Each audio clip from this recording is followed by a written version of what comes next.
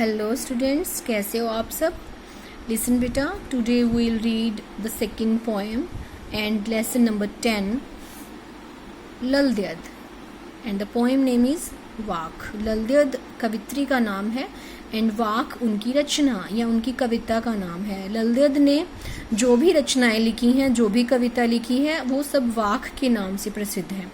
ललद्यद बेटा आप इस तरह से लिखेंगे, दिस इज ओल्ड पैटर्न। ये भी गलत नहीं है, लेकिन आप इसी तरह से लिखें क्योंकि मानक भाषा अब इसी तरह से लिखी जाती है।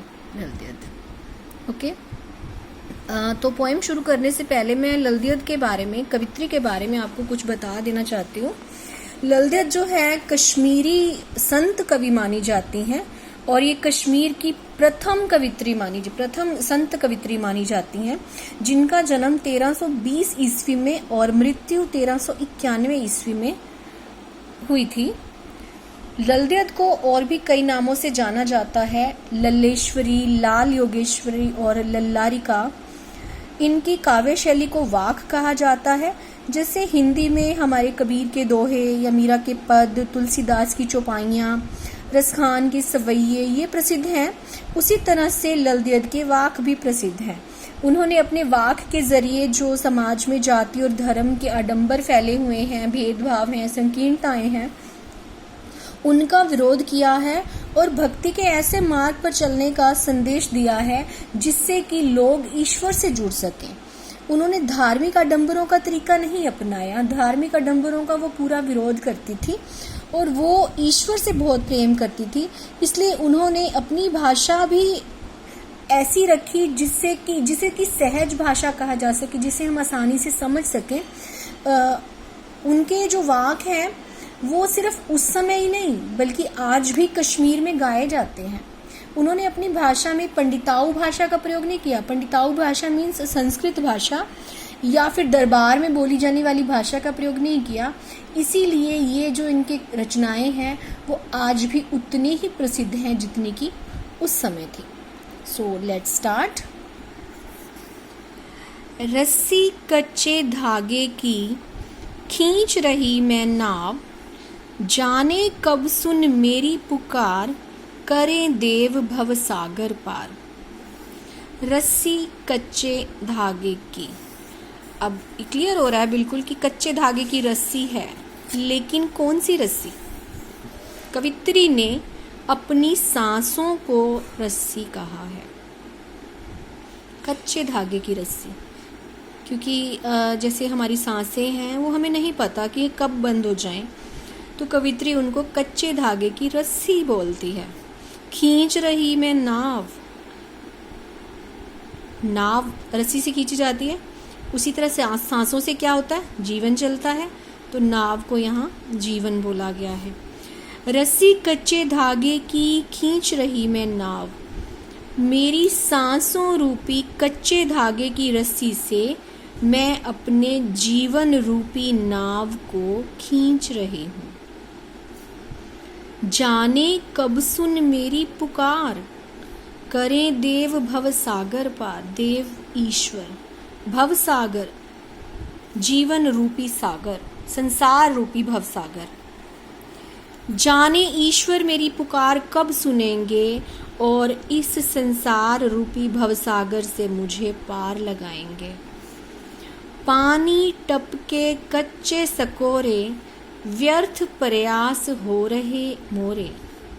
पानी टपके कच्चे सकोरे, सकोरा मीन्स मिट्टी का बर्तन या मटका लगा सकते हैं आप।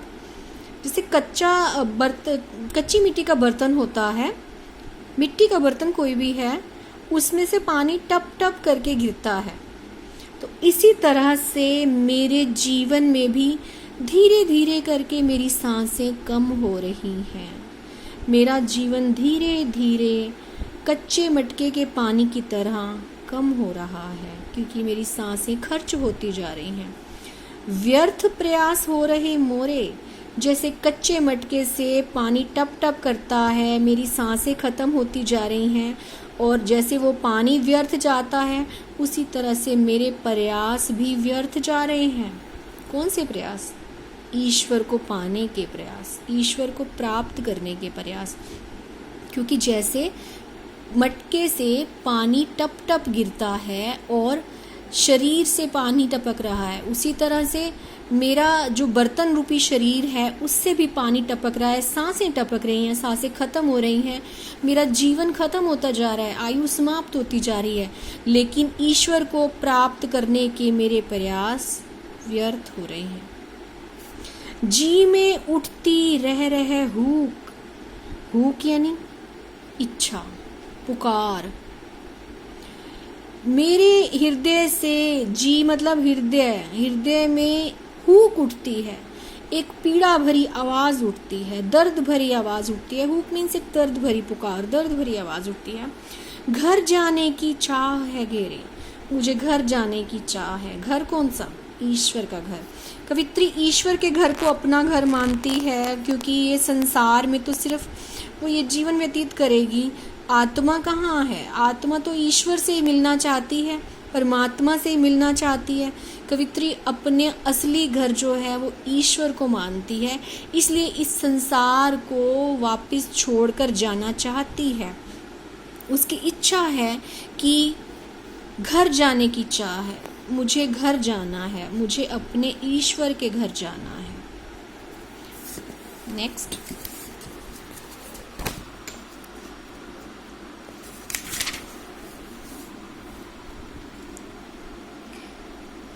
आगे वो बताती है कि हमारे जो मन के बंद द्वार हैं वो जो उसको कैसे खोलेंगे। हमारी सांकल लगी हुई है, सांकल यानी कुंडी लगी हुई है हमारे मन के आगे, उसको हम कैसे खोलेंगे।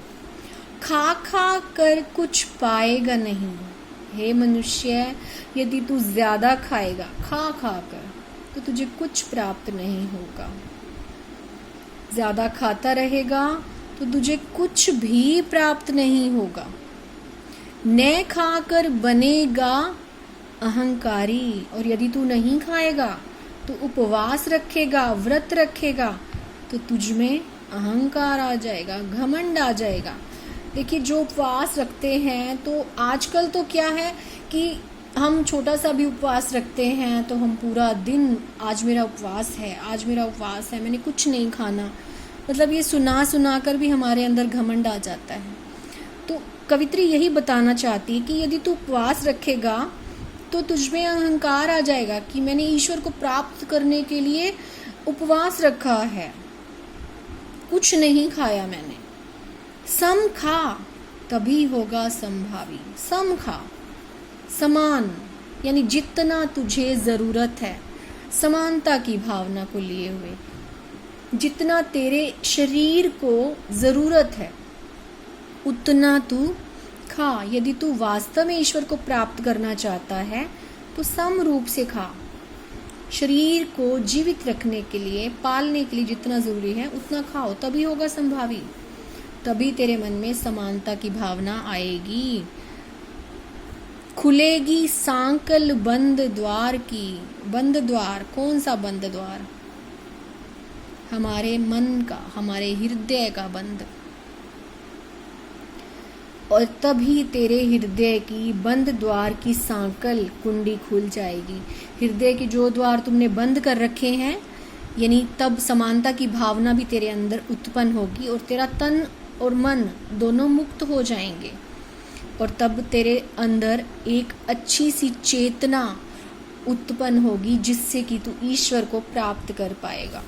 अब ये सम खा मतलब जितना जरूरी है, यानी हमारी इंद्रियां हैं, जो इंद्रियों को काबू में करके, हमारी इंद्रियां कौन सी हैं? बाह्य इंद्रियां हैं, हमारी आँख, हमारे कान, नाक, मुंह, हमारी स्किन, ये हमारी बाह्य इंद्रियां हैं। और हमारी आंतरिक इंद्रियां, हमारा मन। तो सम खा का मतलब यानी जिससे तेरी इंद्रियां काबू में रहें, जिससे कि तू समानता का भाव ला सके। इंद्रियां काबू में कैसे होती हैं? अब कोई, अगर हम खुशबूदार चीज़ देखते हैं, हमारा नाक उसे सूंघता है, हमारी जीभ है वो उसे खाने के लिए ललायित होती है, हमारे हाथ उसे उठाते हैं, इसी तरह से वो चीज़ हमारे मुंह में आती है। हमारे सिर्फ खाने की चीज़ नहीं है, बहुत सारी चीज़ें हैं जिनको देखकर हमारे मन में लालच उत्पन्न होता है। तो कवित्री यहाँ खाने की बात कर रही है, इसलिए मैंने आपको खाने का एग्जाम्पल बताया। तो अपनी इंद्रियों को काबू में रखो और समानता से खाओ। जितना इंद्रियों को ज़रूरत है, जितना शरीर को ज़रूरत है उतना खाओ, तभी अंदर समानता की भावना आएगी। और जो मन के द्वार बंद हो चुके हैं उनकी कुंडी सांकल खुल जाएगी और तुम ईश्वर को प्राप्त कर पाओगे। यस बेटा, आज के लिए इतना ही। कल हम आगे का पाठ पढ़ेंगे। थैंक्स।